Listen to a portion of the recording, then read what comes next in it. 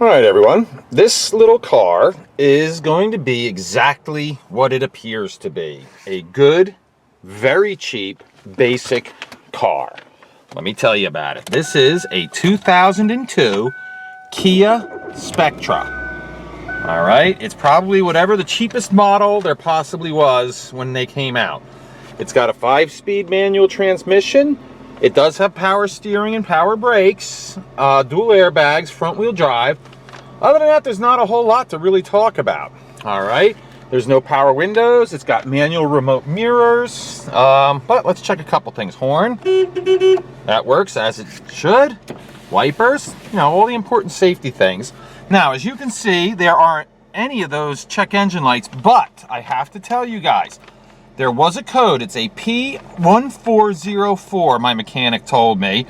They didn't fix it, they just cleared it. It had something to do with, I don't know, the pollution control or something stupid. But he said it was pretty minor, but on these cheap cars, I don't bother fixing all the little things wrong with them. It just doesn't make any financial sense to do. The important thing is it runs pretty decent. Oh, it's got, let's see, 173,980 miles on it. And for the mileage in year, it's actually in pretty decent shape. Okay, let's turn this on. It says test. Don't know what that means, but as you can hear, it works. It's got a cassette deck, which I have no idea if that works. All right, we got a rear window defogger. Like I said, pretty basic. You know, the seats are pretty clean. They're not totally trashed and beat up. Same thing with the floor. Again, this is no beauty queen, but it's going to be good, very economical, I might add, basic transportation. It does appear to have been smoked in because it looks like there's a bunch of cigarette burns right there. All right, let's go around the outside of the car. Before I do that, there's your driver's floor. As you can see, you know, there used to be floor mats in it. I don't know what happened to them. Either I didn't get them with floor mats or whatever. Here's your driver's seat, which is surprisingly in really good shape. The bolsters are in good shape. I mean, really nice. You know, it does have a bunch of little tiny burns. I don't know if that's from like weed or cigarettes. Who knows? You know, I don't know the history of the car. Okay, let's walk around and let's do the tires first. All right, left front tire. And I got my handy dandy little gizmo here that tells me how many 30 seconds of tread. All right, and there we go. And that one is showing almost 730 seconds of tread, which isn't bad. It's probably a little more than halfway. All right, and this is your left rear tire. And let's see what that one has. That one has also 730 seconds of tread. Let's come around here. This is your right rear tire. And let's see. That one has 430 seconds, so not as good as the other side. And your right front tire. Let's see what she says. And that one's 730 seconds. So actually, the moral of the story is you've got 3 pretty decent tires and one, not so good. But the good news is that's on the back, which is where you want your less tread depth tires. Okay, right front fender, a couple minor scratches, but really, actually in pretty nice condition. Down along the bottom, that looks pretty good. Right front door actually looks no nicks, no dings, no scratches. Here's your passenger side. As you can see, nice clean dashboard. It's not all beat up and bruised and broken. Here's your passenger seat. I guess there's a little stain there. Don't know what that is. Check this out. Even where you put your elbow isn't all beat up, and this thing actually works. Usually on these cars after about 60,000 miles, those stupid things quit working, but this one looks pretty good. All right, let's do your door jamb. There you go. And now we'll do the door frame. And this is important because when we get down into this area, right here, if there's going to be rust, that's usually where it'll surface first. Not always, but usually. All right, let's do the roof. You can see roof line looks pretty good. Doesn't look to be any nicks, dings, scratches. All right, looks like a little ding on the door here. Other than that, the rear door looks pretty darn good. Let's open her up and check out the back seat. Looks like maybe one little stain there we couldn't get out. That actually probably would come right out with some dry cleaning fluid. As you can see though, the back seat does look very nice. Okay, well, we'll do your headliner for you. So you can see it's got a full headliner. It's not all beat up. And now we'll do your door frame. And going right down the bottom where it's important. There you go. All right, now we're going to do this is the right rear quarter panel. Looks pretty good. Does have a little rust spot starting right there. Other than that, no nicks, no scratches. The rear bumper, surprisingly, is in pretty good shape. It's not all gouged up and scratched and everything. It does look like a paint issue of some sort right here. I don't know whether that's just bad paint or what the story is on that. This looks like this has a split fold down rear seat as well. This is your trunk. Okay, and here's your trunk jamb.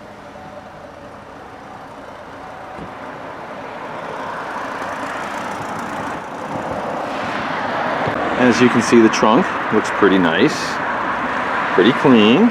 We'll close that up so you get a better look. This actually has a fair amount of cargo space. I'm shocked. Let's see what's under here too. Let me look. Oh, there you go. There is your tools, it looks like, and your spare tire. It doesn't look like it's ever even been out of the car. Spectra, Kia, and that's about it. No letters, nothing after it.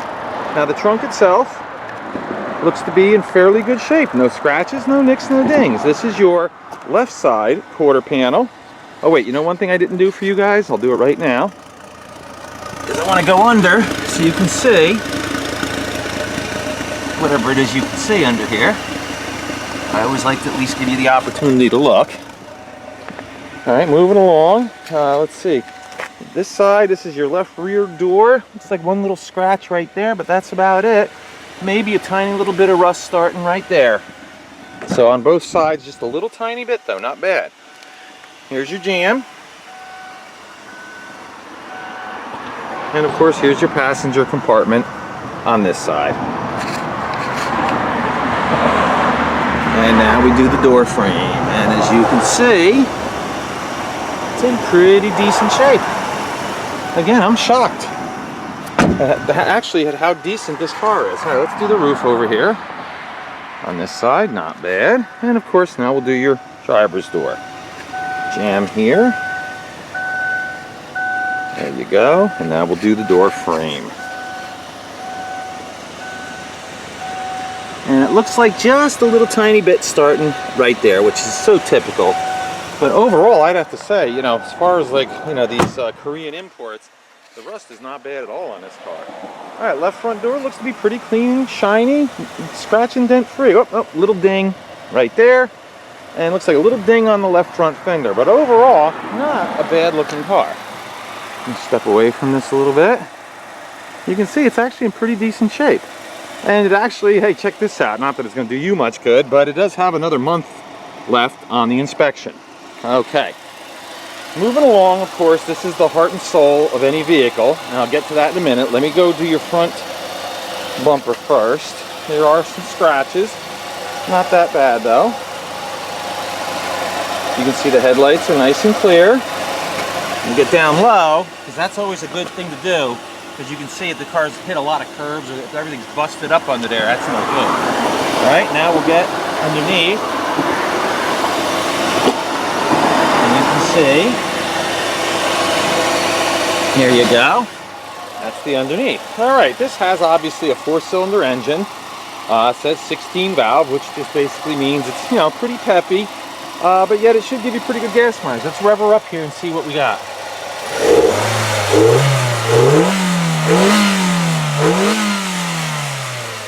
Now I have to tell you, I don't have a whole lot of experience with the high mileage Kias, but I'm pretty impressed by how nice that motor sounds. No high rev knock, there's no valve train noise, no taps, nothing. I mean, this actually seems to be a really good runner. So I'm actually pretty impressed by that. All right, let's look at your hood. Other than being a little on the dirty side, looks to be in pretty darn good shape. All right, what I'm gonna do, we'll shut this up here. Little ding, like that.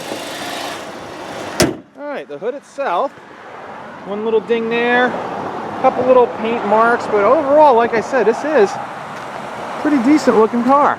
But of course, the most important thing is what we're going to do next. We're going to take it for a ride. Alright folks, we're going to take it for a ride. First thing I'd like to point out to you guys is I'm going to perform a warm start now. Before, you saw it was ice cold and it started up just fine. Now I'm going to do a warm start. And it's important that if you buy a car from me or not, it doesn't matter. Always do a warm and a cold start, because different problems can surface depending on whether the car is warm or cold. Yep, there it is. I want to point out the check engine light is on. Okay, remember that was a code P1404, so you can do your internet research and find out, you know, what it is. I don't think it's a very big deal. All right, turn the heat on because it's very cold out today. Oh, this car is equipped with air conditioning, and the light does come on, but obviously it's 20 degrees out. I can't test to see if the air conditioner actually works or not. I would guess, looking at the shape of the car, that it's in pretty good shape, that it probably does. All right, let's take it for a spin, see what you think. Fortunately, it's a Sunday, so hopefully we won't have any trouble. Now, the clutch seems to be okay. I would say it doesn't feel like it, how do I say it? It doesn't feel like it's slipping, but it does grab very early. So I'm just like to point that out. I don't know whether that indicates there may be a clutch in your future or not, but I try to tell everything I can. But one way I always test the clutch is you accelerate really hard in third gear, and if it slips, you have a problem. Let go of the wheels, you can see the car goes relatively straight down the road. Yeah, so there is no slippage. It doesn't feel like there's slippage in the clutch, but I want to let you know it's grabbing really high. I don't know if this is a hydraulic clutch or if this is an adjustable clutch. I have no idea, but just want to let you know, that's all. All right, we're going to turn around here. It is a 5-speed. We were just in 5th gear. Now I'm just downshifting so I can see, you know, hope I don't get run into by somebody behind me here. All right, and then we'll turn around and see what we can do here. All right. Sorry about that. That was my phone going off. Should remember to turn that off when I'm doing that. Oh, big snowbank in front of us. Gotta back up. So you can see, that's reverse, works just fine.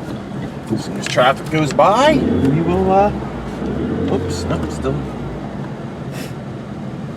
There we go. I don't know what the miles per gallon is in this car, but I would guess with the little 4-cylinder engine and the 5-speed manual, it's probably pretty darn good. That's second. Here's 3rd gear. You can see it's pulling strong. That's 4th gear. We're at 50 miles an hour. And 5th gear. There you go. All right. The next thing I'm going to do is I'm going to pull over to the side of the road and do a brake test. All that really means is, I know it is this little gravelly area. I'm going to pull over, let go of the steering wheel, slam on the brakes. Just keep your eye on the steering wheel. You want to make sure it doesn't buck back and forth wildly. All right. We'll do that in just a little bit here. Up. Like I said, this is just a cheap, basic car. Go, pull over, downshift a little bit, let this truck go by me. There we go, gravel, and let go, and brake. Now, if you were watching the steering wheel, you will notice that the steering wheel stayed perfectly straight. So that means that the power brakes in this car are balanced properly. So all that really means is you're going to stop safely. You know, you're not going to like swerve off the road if you hit the brakes. That's about all I can prove or show on a video. I can't really tell you other than my words saying that, yeah, the brakes felt really good. But again, that's very subjective. Okay, let's do a recap. This is a 2002 Kia Spectra. Probably, like I said, the most basic Kia that they make. It's got 173,981 miles on it. Sorry about my hand in the way there, folks. All right, as I told you, it does have a check engine light that just popped back on again. All right, and again, like I said, that means, like I said, I was told it was a P1404. Probably not a big deal, but again, that'll be up to you if you want to do anything about it. All right, and let's just take one more quick walk around the car. Yeah, I'm actually surprised. This car actually is pretty shiny and nice and not all rusty and dented. But like I said, probably the best part of this car is going to be the price. All right, so here you have it, folks. If you need an economical commuter car or a beat around town car or just a winter beater, whatever you need, and you want something that seems pretty reliable, cheap to run, I think this would be the car for you. And I just hope that it goes to a good home. Thanks.